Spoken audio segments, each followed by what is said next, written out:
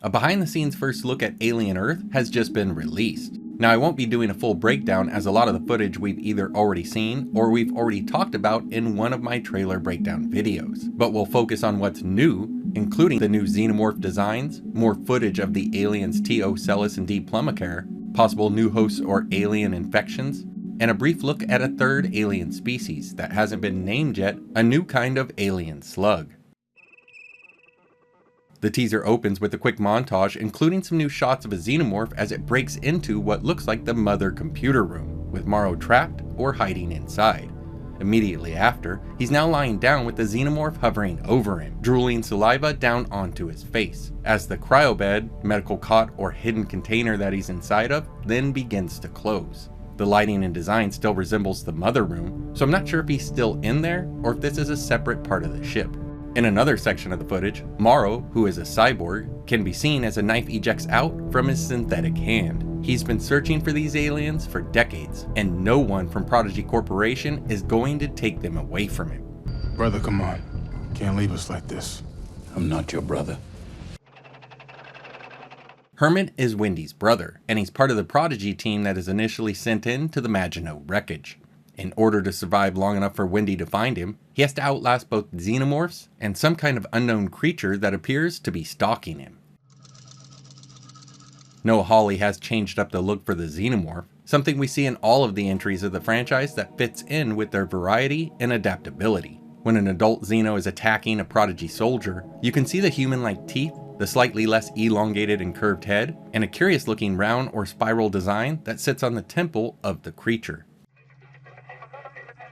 Ocellus is back from the trailers, and it's even more disturbing than it was before, and is able to launch itself onto hosts by using two of its tentacles to fling itself into the air, to get close enough to those eyes to gain control of its host.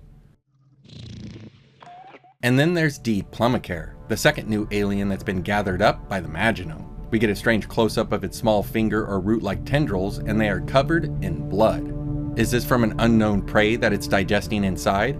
Or from something that the roots or fingers have grabbed onto?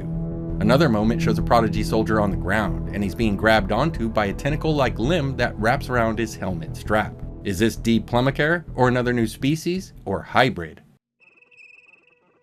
Wendy's team discovers a victim on the ground with bizarre growth on his chest, multiple round red-colored orbs that appear to be fused together, forming a large sac or bulge on his torso.